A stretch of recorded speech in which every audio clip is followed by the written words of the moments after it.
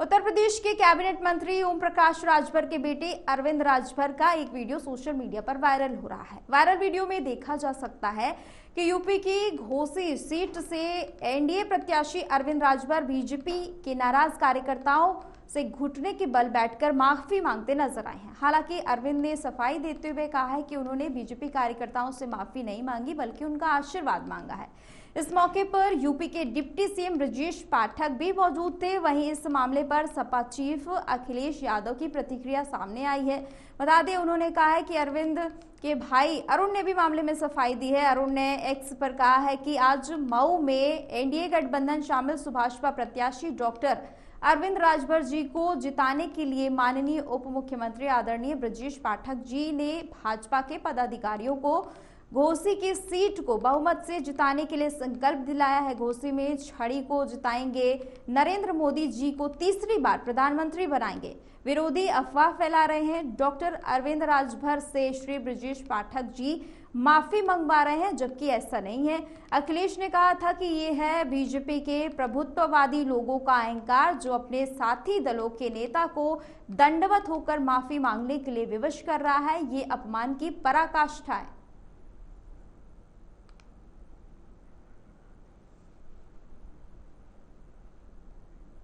खबर पर ज्यादा जानकारी के लिए संवाददाता सिद्धार्थ प्रताप जुड़ चुके हैं। सिद्धार्थ, वीडियो वायरल होता है जिसमें सपा की प्रतिक्रिया कुछ और आती है, एनडीए की प्रतिक्रिया कुछ और आती है। पूरा मामला क्या है? जांच भी चल रही है क्योंकि इसकी। देखिए नेहा, बिल्कुल आपको बता दें कि जिस तरीके से अरविंद राजभर ने जिस तरीके से भाजपा कार्यकर्ताओं से, उनका कहना है कि वो झुके जरूर थे लेकिन वो कार्यकर्ताओं से आशीर्वाद ले रहे थे, और आशीर्वाद लेना कौन से गलत है पूरी इस समय। और जो समाजवादी पार्टी के अध्यक्ष हैं, उनका कहना है ये भाजपा का प्रभुत्ववादी लोगों का अहंकार है जो अपने साथी दलों को दंडवत होकर माफी मांगने के लिए विवश कर रहे हैं। ये अपमान की प्रकाष्ठा है। इस तरह के शब्दों का प्रयोग अखिलेश यादव ने अपने एक्स अकाउंट से किया है, तो उनको फिर अरुण राजभर ने भी उनके ट्विटर अकाउंट पर जाकर जिस तरीके से जवाब दिया है कि कार्यकर्ताओं के सामने शीश झुकाकर आशीर्वाद लेने को सपा गलत समझते है, वह सपा एक बीमारी हो सकती है, सपा की एक बीमारी हो सकती है। इस तरीके से ट्विटर वार छिड़ गई है। और जिस तरीके से चुनाव नजदीक आ रहा है, आपको ये सब चीजें देखने को मिलेंगी उत्तर प्रदेश में खास करके। लेकिन जो मौजूदा समय में जो वीडियो वायरल हो रहा है उसमें एनडीए का कहना है कि वो केवल कार्यकर्ताओं से आशीर्वाद ले रहे थे, और कार्यकर्ताओं से आशीर्वाद लेने में क्या गलती है। और अखिलेश यादव को ही उन लोगों ने कटघरे में खड़ा कर दिया। इस तरीके के अखिलेश यादव बयान दे रहे हैं, इसका कोई मतलब नहीं होता। हमारे यहाँ कार्यकर्ताओं का सम्मान होता है और हम दोनों दल साथ हैं, हमारा गठबंधन का धर्म है, उस धर्म के तहत हम एक दूसरे के साथ रहते हैं और कार्यकर्ताओं का हमेशा सम्मान होता है। तो इस तरीके से अखिलेश यादव कह रहे हैं, ये ऐसी ताकतें हैं जो अपने विरोधियों को झुका देती हैं। तो अब कहीं ना कहीं दोनों आमने सामने हो गए हैं और लगातार सोशल मीडिया पर इसको लेकर प्रतिक्रियाएं आ रही हैं अलग अलग। लेकिन अब देखना ये है कि जिस तरीके से कार्यकर्ताओं से आशीर्वाद तो मांगा है, लेकिन अब कितना आशीर्वाद मिलता है ये तो आने वाला वक्त बताएगा। नेहा, सिद्धार्थ, अखिलेश यादव का कहना है कि ये पूरे राजभर समाज का अपमान है। अगर इस तरह से देखा जाए और इस वीडियो की पुष्टि होती है या फिर पुष्टि नहीं भी होती, क्योंकि कैंडिडेट के परिवार की ओर से, खुद कैंडिडेट की ओर से इस पर प्रतिक्रिया आ जाती है और उनका कहना है कि ऐसा कुछ नहीं, वीडियो को गलत तरीके से दिखाया जा रहा है। तो अगर हम इस दृष्टिकोण से बात करें कि राजभर समाज का अपमान हुआ है, तो क्या इसका जमीनी स्तर पर कोई असर नजर आएगा? देखिए, जिस तरीके से राजभर परिवार, क्योंकि इस तरह से तो अखिलेश यादव के भी कई कार्यकर्ता उनके पैर छूते नजर आते हैं।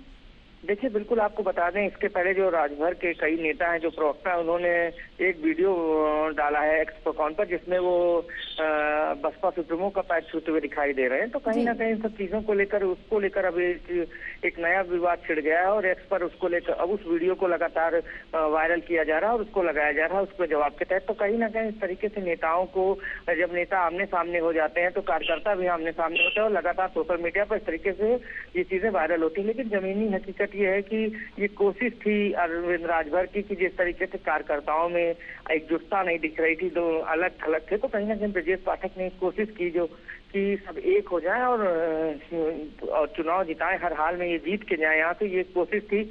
लेकिन अब इस वीडियो के बाद काफी कुछ गहमा गहमी हो गई है उत्तर प्रदेश की राजनीति में और अलग अलग बयानबाजी शुरू हो गई। लेकिन जमीनी हकीकत ये है कि जितने वीडियोस डाले जाएंगे उसका जवाब जिस तरीके से सपा दे रही है, उसके बाद फिर उसका जवाब अरविंद राजभर के पार्टी के प्रवक्ता हैं वो लगातार एक्स पर दे रहे हैं। और तो कहीं ना कहीं अब देखना ये है कि मेन फोकस ये है बीजेपी का कि दोनों कार्यकर्ता एक रहें और दोनों के नेता एक रहें, कहीं इसका नुकसान ऐसा कुछ ना हो जाए कि एकता न बने। इसीलिए ब्रजेश पाठक ने कोशिश की थी कि इनको एक किया जाए और सबके सामने जब ये जो आशीर्वाद मांगेंगे तो जो कार्यकर्ता हैं वो जब आशीर्वाद देंगे तो एक मैसेज जाएगा कि हम सब एक है और हमारी एकता है पूरी तरीके से और हम मिलकर चुनाव लड़ रहे हैं। लगातार समाजवादी पार्टी ये बता रही है कि जो गठबंधन है एनडीए का वो अलग थलग है और उनके कार्यकर्ताओं में एकता नहीं है। तो इसको ये बताने की कोशिश है कि हम साथ लड़ रहे हैं, हम सब साथ हैं।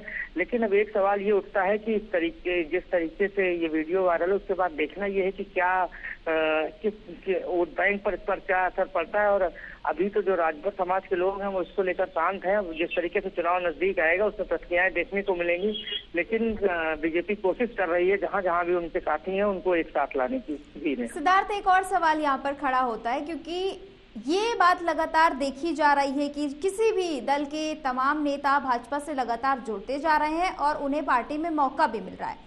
इस तरह से पार्टी के अंदर असंतोष की खबरें बढ़ती जा रही हैं, तो क्या लगता है कि भाजपा की मुश्किलें कम होने की मुश्किलें, क्योंकि जब कोई भी कार्यकर्ता असंतोषित नजर आता है तो वहां पर मुश्किलें बढ़ जाती किसी भी पार्टी की। और जिस तरह से यहाँ पर कुनबा बढ़ रहा है बीजेपी का, जो पार्टी के पहले से कार्यकर्ता हैं उनकी मुश्किलें बढ़ रही हैं, तो क्या लगता है कि इसका असर चुनाव में नजर आएगा, नाराजगी का असर आगे आने वाले दिनों में और भी ज्यादा बढ़ जाएगा? देखिए बिल्कुल नहीं है, एक चीज है जिस तरीके से अगर मान लीजिए किसी को टिकट के लिए कहा गया था उसको टिकट नहीं मिला तो थोड़ा बहुत असंतोष होता है और पार्टी इसी की डैमेज कंट्रोल कर रही है और वो ये कोशिश कर रही है कि ऐसा नुकसान ना हो हमारा। इसके लिए पूरी कोशिश की जाए, बड़े बड़े नेताओं को लगाया जा रहा है, सबके साथ संगठन का समन्वय बैठाने की कोशिश की जा रही है, मंत्री लगाए गए हैं कि जो कार्यकर्ता है उनको एक साथ लाया जाए। लेकिन हाँ एक चीज ये सबसे महत्वपूर्ण है कि बीजेपी ये कोशिश करेगी किसी भी तरीके से जिसको टिकट दिया गया उसके साथ भीतरघात ना हो।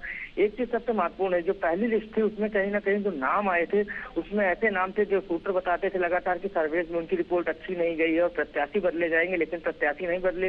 बीजेपी सीधे मैसेज पास आउट करना चाहती, कोई एंटी इनकम्बेंसी नहीं है, जिस प्रत्याशी को हम देंगे वो चुनाव जीतेगा, कमल निशान को वोट देना है। इस तरीके से वो कार्यकर्ताओं को भी बताते हैं और यही बीजेपी की कोशिश है कि निशान के आधार पर ही टिकट, निशान महत्वपूर्ण है, प्रत्याशी नहीं। प्रत्याशी कोई भी हो लेकिन निशान पर आप लोग, यही लगातार बीजेपी के जो बड़े नेता है वो बताते हैं कि आप तो नरेंद्र मोदी को देखिए। तो ये बीजेपी एक कोशिश करती है कि सबको साथ लिया जाए और ये बताया जाता है कि प्रत्याशी केवल नहीं लड़ रहा, ये यहाँ से जब जीत के जाएगा तो प्रधानमंत्री जी के हाथों को मजबूत करेगा। तो ये चीजें हैं नेहा और ये कोशिश की जा रही। इसीलिए देखिए आप खुद उठा के जब देखेंगे लिस्ट को तो जो टिकट काटे ही नहीं गए, जिसमें ये उम्मीद थी कि इनके टिकट कटने हैं, जो सर्वेज गए थे, जो सूत्र बताते हैं, लगातार सर्वेज में बताया गया था कि इनकी स्थिति अच्छी नहीं, लेकिन बीजेपी ने तब भी टिकट नहीं काटा उस हिसाब से और सबको टिकट दिया गया, दूसरी बार मौका दिया। कई सांसद ऐसे जिसको तीसरी बार मौका दिया गया। तो इसका सीधा मैसेज यही जाता है, जो राजनीतिक विश्लेषक है वो भी यही कह रहे हैं कि इसका सीधा मैसेज जाता है बीजेपी पूरी तरीके से कॉन्फिडेंस में है कि वो यूपी में 80 की 80 सीटों पर अच्छा चुनाव लड़ेगी और देश में 400 के पार करेगी। तो यही चीज है कि कोई एंटी इनकम्बेंसी नहीं है सरकार को लेकर और सरकार फिर वापस आ रही है और ये प्रत्याशी है सबसे महत्वपूर्ण कमल निशान है। बहुत बहुत शुक्रिया सिद्धार्थ ज्यादा जानकारी के लिए।